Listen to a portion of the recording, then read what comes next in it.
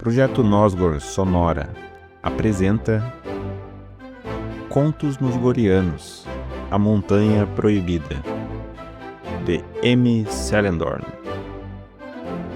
Capítulo 8, Parte 1, O Desafio das Feras. O Conto da Serpente. A história é composta de muitos mitos e lendas. Há quem diga que o mundo apenas existe por estar inundado de inúmeros contos e fábulas. E, além disso, há quem não acredite em nenhuma história deste tipo, pobres infelizes. Pois esta fábula narra o conto das feras em que a serpente acabou tornando-se o mais respeitado de todos os animais. Pois não foi nem o lobo selvagem, nem o urso voraz, muito menos o leão das montanhas. A fera de mais respeito em Nosgor é a astuta serpente, meus caros. E justiça seja feita, ela conquistou esta condição apenas usando suas qualidades. Na antiguidade, havia os dois espíritos do mundo, os dois irmãos inseparáveis, Nosgard e Goregard. Eram muito unidos, ligados e companheiros os dois. Viviam em harmonia com a natureza, jamais se separavam e, provavelmente, jamais se separariam. Os dois espíritos eram eternos e, às vezes, a imortalidade lhes parecia enfadonha. Então, para distraírem-se, os dois caminhavam pelos campos e interagiam com os animais, pois, além deles, apenas existiam as feras selvagens no mundo. Os leões das montanhas eram altivos, pareciam reis com suas jubas douradas e esvoaçantes. Os ursos do norte eram vorazes com suas garras afiadas e precisas. Os lobos do bosque eram bastante determinados em suas grandes alcateias, as famílias mais unidas dentre os animais. Dentre as aves, havia o falcão veloz e certeiro, como o sopro dos ventos. E havia também as águias, soberanas dos ares, altivas e astutas, rainhas dos céus. Existiam os peixes, nadadores invencíveis e ágeis, capazes de alcançar as mais profundas águas do mundo. Nas campinas, também, os irmãos encontravam os javalis e suas presas afiadas, sua robustez determinada. Belos eram os javalis. Os crocodilos, nas encostas dos rios, eram muito perigosos com seus dentes pontiagudos, prontos para morder algum desavisado. E as serpentes, rastejantes e esguias, eram sorrateiras e silenciosas em seu deslizar. Admiráveis eram as serpentes. Por muitas vezes, os espíritos irmãos lançavam desafios às feras, a fim de descobrir qual era a mais rápida, ou a mais vagarosa, ou a mais astuta. Em diversas ocasiões, em corridas abertas pelos prados, quem venciam eram os quadrúpedes, o leão, o lobo ou o lince. Em desafios de resistência, quem se dava bem eram os robustos mastodontes e javalis. Para alcançar os lugares mais altos, as aves reinavam.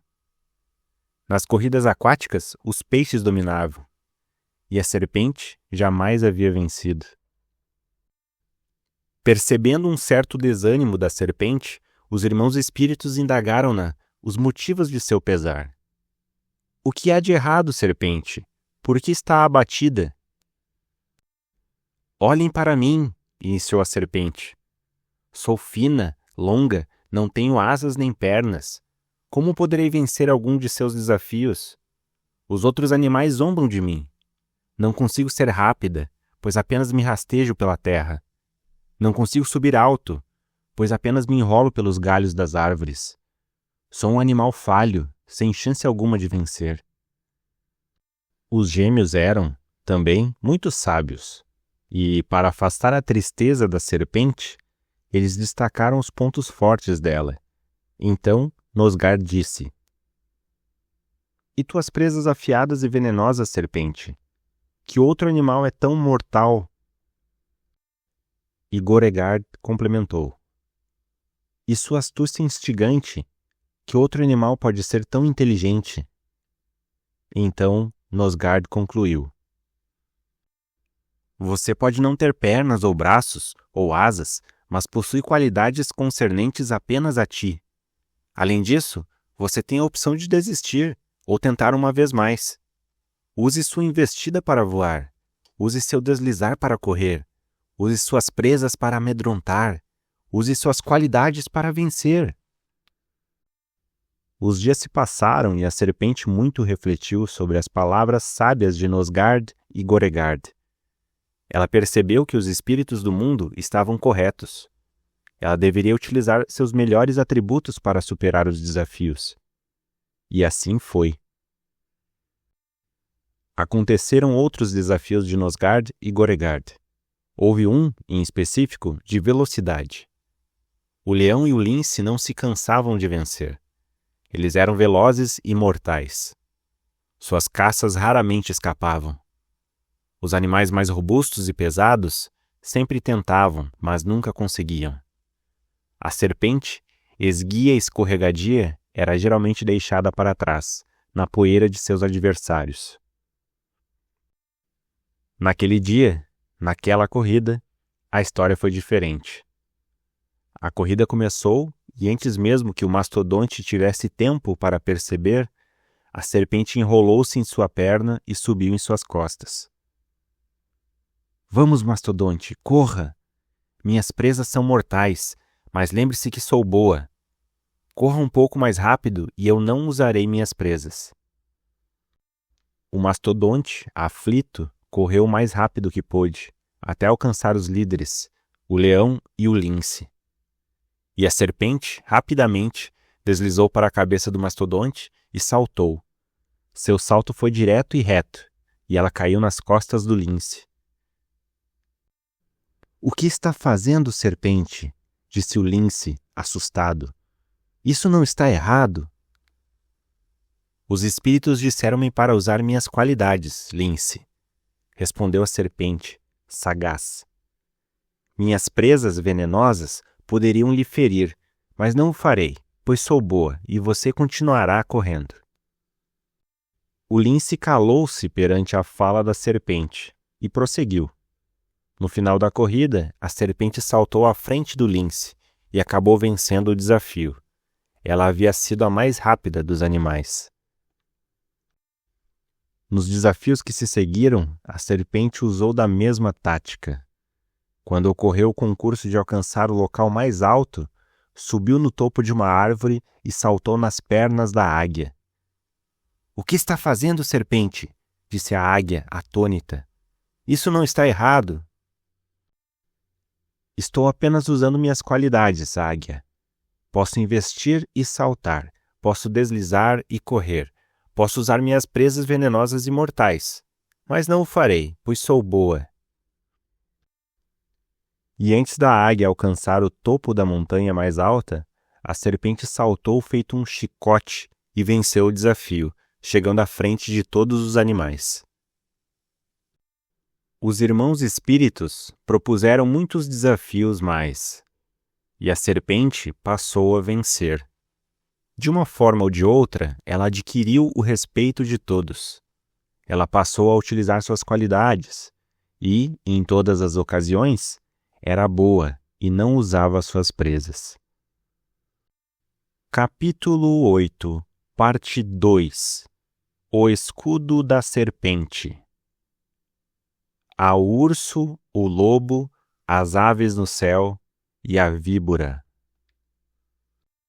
Ao amanhecer seguinte, quando o nevoeiro noturno começava a se dissipar e o cantarolar dos pássaros anunciava uma nova manhã, Elgar e Galdor encontraram-se. A dupla de anciões reuniu-se diante dos portões leste do vilarejo de Darlos. Àquela hora da manhã, muitos moradores do pequeno vilarejo começavam a acordar. — O que tens a me dizer, Elgar? Perguntou Galdor, sereno e confiante. O senhor dos humanos aparentava estar mais calmo do que na noite anterior. Contudo, sua feição estava séria e acusava apreensão. Você tem estado ao meu lado desde o início de tudo, Galdor, iniciou Elgar, fitando o solo, demonstrando ansiedade. Você esteve comigo na aurora de nossas vidas, até nossa sobrevida após a grande tempestade. Além de amigo, é um importante e sábio conselheiro. Por isso, preciso saber, Galdor, qual sua opinião sobre a competição que criei para meus filhos? Houve um instante de absoluto silêncio. Nem o vento, nem os pássaros, nem o vilarejo emitiam um ruído sequer. Era como se o tempo tivesse congelado por instantes. Um tanto interessante, respondeu o velho e sábio mago, conciso. Não estava muito claro o que era interessante. O mago falava da competição ou da pergunta de Elgar? O senhor dos humanos admirou-se com uma resposta tão breve do mago. Geralmente, Galdor costumava gastar as palavras, debatendo bastante e expondo suas vastas ideias. Contudo, sua resposta havia sido curta, sem delongas, sem maiores porquês ou poréns. Um tanto interessante? Indagou o líder dos humanos, ainda incrédulo da resposta recém-proferida. Pelos deuses, esperava uma resposta um pouco mais consistente, Galdor. São tempos difíceis estes que vivemos, Elgar, respondeu o mago, cerrando as sobrancelhas, parecendo preocupado e observando nuvens além do horizonte distante. Confesso que as últimas descobertas de Zaros me deixaram bastante duvidoso quanto ao futuro. Afinal, qual foi o motivo que o incentivou a elaborar esta disputa entre os filhos, Elgar? O senhor dos humanos permaneceu calado por instantes, pensativo. Galdor sentia que Elgar possuía inúmeras incertezas em seus pensamentos. O silêncio da manhã nascente auxiliou o senhor dos humanos a formular a melhor resposta à pergunta do mago. Estive perdido em dúvidas, Galdor, confessou Elgar, mostrando-se atormentado. Temi por minhas escolhas, temi por um arrependimento tardio. Estive incerto de quais caminhos eu deveria seguir. Revelou Elgar, oscilante de suas recentes decisões. Você esteve ou ainda está confuso, Elgar? Irrompeu Galdor em tom inquisidor. Foram as palavras de Zaros que o deixaram assim? A última inscrição no Nosgorion é a razão de sua inquietação e nervosismo? Emendou o grande mago de forma astuta e séria. Galdor deu as costas a Elgar. Caminhou para longe, aguardando a resposta do amigo. O líder dos humanos parecia mais apreensivo do que no início da conversa. Você sabe, iniciou Elgar, cabisbaixo. Zaros é o mensageiro dos criadores. Não podemos duvidar de suas palavras. Ele previu o aprisionamento do dragão Lomendir e a grande tempestade. Além disso, houve um incidente com Beleros. Eu não tinha muito o que fazer. Os anciões têm pouco tempo. Não há tempo para dúvidas. Estive convicto que a competição seria algo grandioso e notável para as gerações futuras. No entanto, o futuro tornou-se obscuro após as últimas palavras trazidas por Zaros. Não consigo acreditar neste tal crepúsculo de sombras. Continuo confuso, Galdor. Tão confuso quanto estive alguns dias, antes de decidir-me sobre a competição. Por favor, caro amigo, ajude-me. O senhor dos humanos expressava um olhar de desespero e medo. O mago voltou-se para Elgar. Então, com um olhar de piedade, aproximou-se de seu líder novamente. Galdor posicionou seu cajado em pé, apoiou suas duas mãos nele e então começou a falar. Suas palavras soam de uma maneira tão controversa, Elgar, revelou o mago, centrado. Ora diz não ter tempo suficiente. Ora diz confiar e temer as palavras de Zaros e o Nosgorion. Sinto que você me omite alguma informação. Talvez o principal motivo por suas últimas decisões. Mas não se preocupe. Por ora, não preciso saber nada. O tempo é o principal responsável por trazer todas as verdades. O mago estava duvidoso do comportamento de Elgar. Omitindo alguma informação? Titubeou o Senhor dos Humanos. Não estou escondendo nada, Galdor. Sempre fui transparente com você. Jamais te esconderia algo. A verdade é simples e clara, meu amigo. A competição entre meus filhos se deve a meu curto tempo de vida. Elgar parecia incomodado com as últimas palavras do velho mago. Galdor recuou. Ele percebeu que suas palavras haviam intimidado e, até certo ponto, ofendido Elgar. Porém, suas suspeitas confirmaram-se. Galdor sentiu a perturbação e a oscilação na fala de seu líder. Elgar escondia alguma informação. Consegue perceber, meu caro Elgar? Mesmo silencioso, o tempo nos diz muita coisa. Ele é o personagem principal de nossa época. Galdor disse, afastando-se de Elgar. Em alguns momentos, o tempo é ínfimo, se esvai como pó ao vento. Em outras ocasiões, o tempo é grandioso, parece não se acabar. Olhe para nós, veja quantos anos de vida temos. Certas vezes, a ansiedade atua unida da insensatez, justamente por não termos o tempo como aliado. Ora inimigo, ora aliado. Ele muda de lado o tempo todo. Precisamos entender o fluxo do tempo para podermos usá-lo melhor, Elgar. Eis o grande mistério do mundo a ser compreendido. O tempo. Aconselhou o velho mago, antes de afastar-se e voltar para o centro do vilarejo.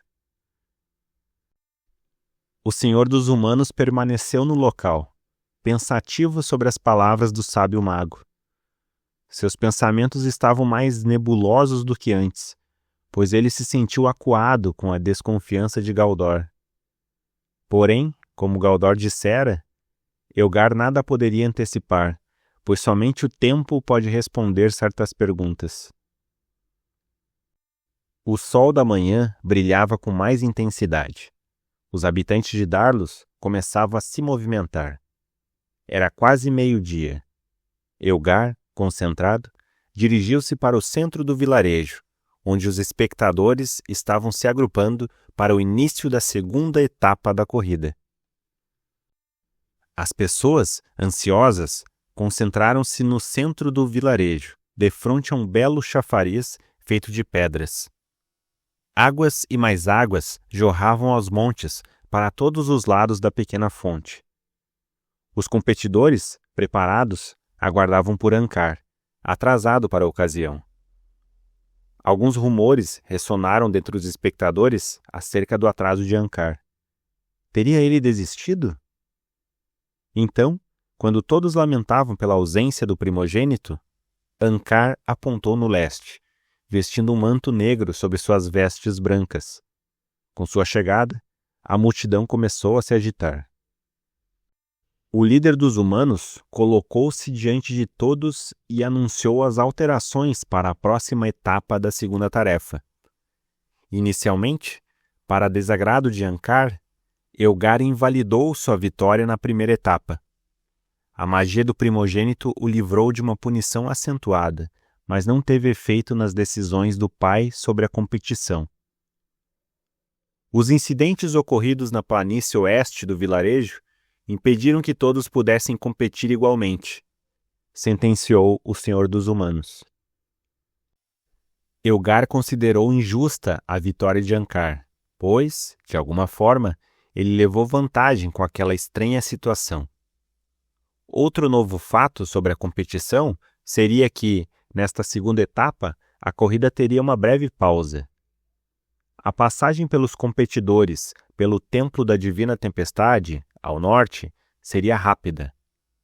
Anteriormente, Elgar havia informado que seus filhos passariam a noite no templo, para então, no dia seguinte, prosseguirem com a corrida. No entanto, a ideia de Elgar modificou-se. Os eventos seriam adiantados, pois o Senhor dos Humanos gostaria que o final da competição ocorresse o mais breve possível. O início da segunda etapa se daria em seguida. Porém, antes de autorizar a partida dos competidores, Elgar realizou a entrega de itens úteis na resolução do evento. Este será o primeiro de 3 itens, revelou Elgar, entusiasmado. O próximo vocês receberão no Templo da Divina Tempestade.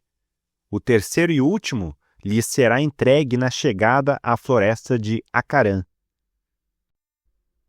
Ao que tudo indicava, os fatos aconteciam exatamente como os mensageiros da Ordem de Ankar o haviam informado. 3 objetos a cada um dos filhos. Seriam realmente 3 armas para eles digladiarem-se entre si? 2 anões, acompanhados de Nalim, senhor dos anões, trariam consigo os misteriosos objetos.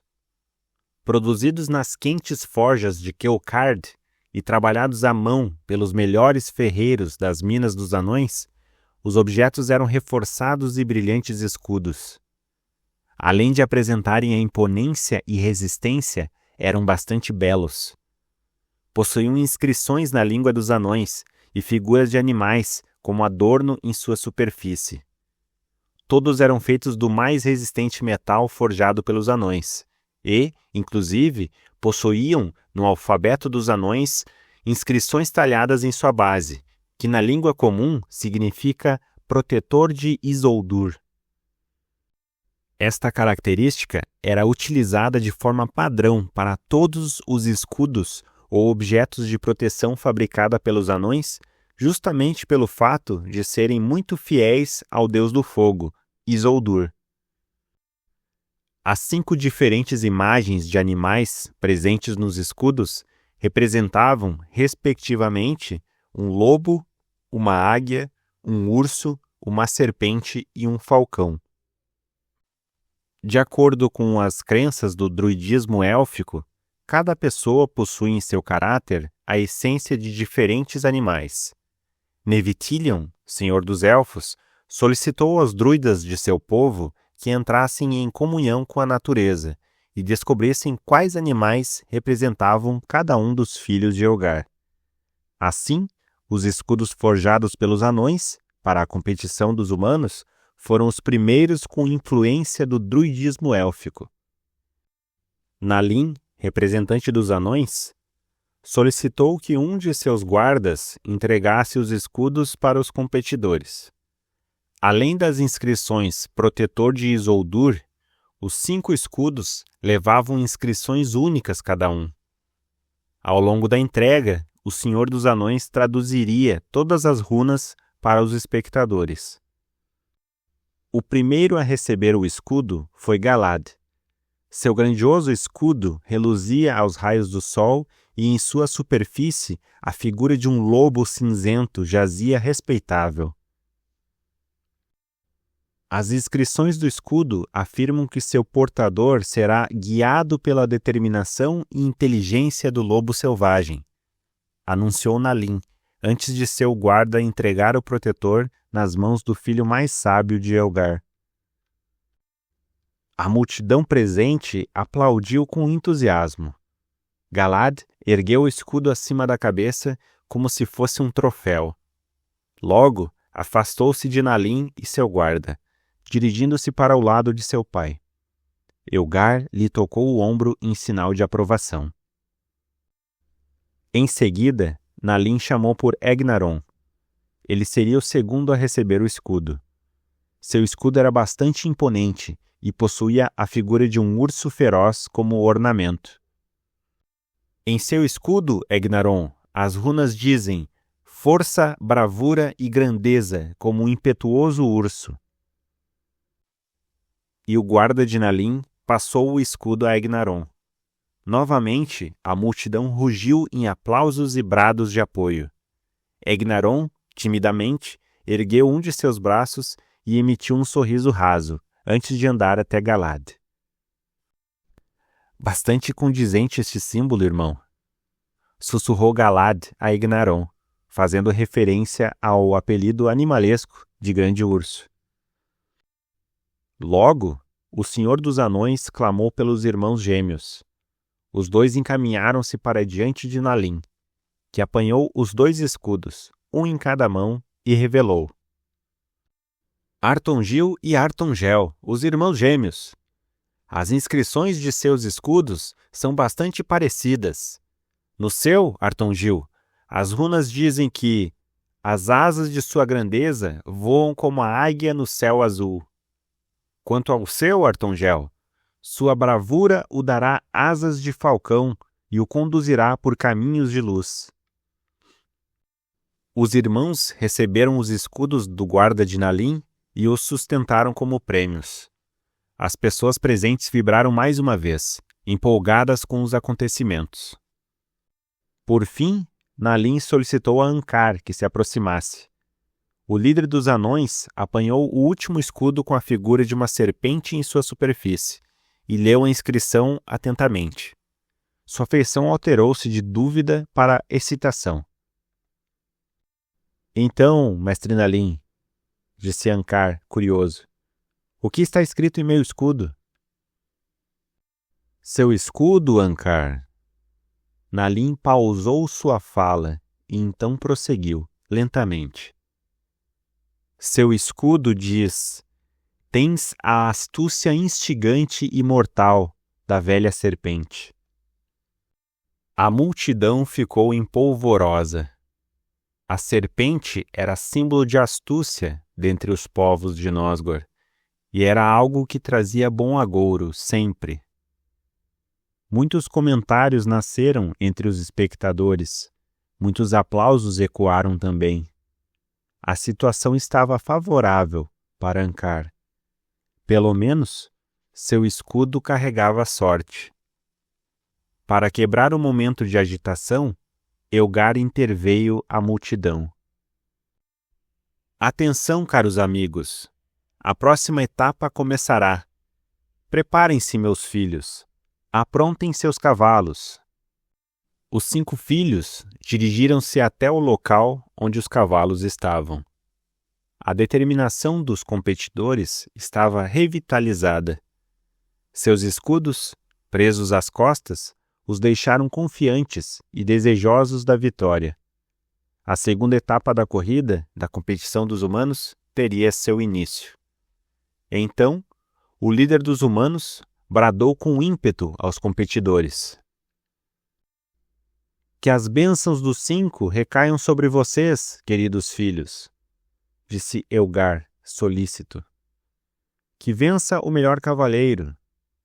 Aguardarei por vocês na floresta de Acarã, no final desta tarefa. Agora vão. Relembrem a força de seus nomes. Os 5 cavaleiros partiram. Empurrados pela vibração e furor da multidão, os irmãos sentiam-se revigorados de toda a confusão do dia anterior. Os cavalos, descansados e bem alimentados, corriam velozes e impetuosos. O caminho era longo. O trajeto da corrida cortava a planície ao norte de Darlos e o vasto planalto a seguir, antes de alcançar o objetivo principal, o Templo da Divina Tempestade. A corrida seguiu. O vilarejo de Darlos havia ficado para trás há algum tempo. O vento assoviava intenso nos ouvidos dos 5 irmãos. Os incansáveis cavaleiros, unidos de seus ágeis cavalos, continuaram cavalgando, com determinação, rumo ao norte. O sol brilhava no alto do céu. Uma grande nuvem de poeira, nascida dos galopes largos dos cavalos, espalhou-se às costas dos cavaleiros. As enormes e imponentes montanhas do norte apontavam no horizonte, complementando a beleza do cenário. Aquele dia em Nosgor havia amanhecido diferente. Para os deuses, o grande evento que agitava corações e mentes dos humanos merecia um ambiente favorável. Embora o cenário oferecesse serenidade para todo e qualquer anseio, Ankar era incapaz de impedir sua mente conflitante de torná-lo algo diferente. Seus pensamentos ressonavam ideias repletas de malícia, com um propósito único de interromper a corrida de seus 4 irmãos. Ankar alimentava um rancor por todos à sua volta, mas principalmente por seu pai. O primogênito de Elgar insistia em questionar o motivo de seu pai não o ter escolhido para sucedê-lo. Ankar tentava relembrar o passado, buscando algum momento ou fato que o desqualificasse, porém, não conseguiu encontrar nenhuma lembrança importante. Elgar não confiava nele, e Ankar percebeu. O primogênito planejava outra distração para seus irmãos, mas deveria ser diferente da anterior, quando trouxera 4 lobos mortos de volta à vida, momentaneamente. Ele não deveria utilizar sua magia mais uma vez. Deveria ser algo sutil, mas infalível. À medida que o tempo passava, ficava mais difícil para Ankar conseguir fugir de seus pensamentos controversos. A revolta em sua mente tornava-o sombrio a cada segundo que passava, a cada fração de ar que inspirava. O primogênito de Elgar parecia disposto a qualquer ato para alcançar a vitória e o título de Senhor dos Humanos. Bastava a ele um pouco mais de tempo para começar a agir. Fim do capítulo 8.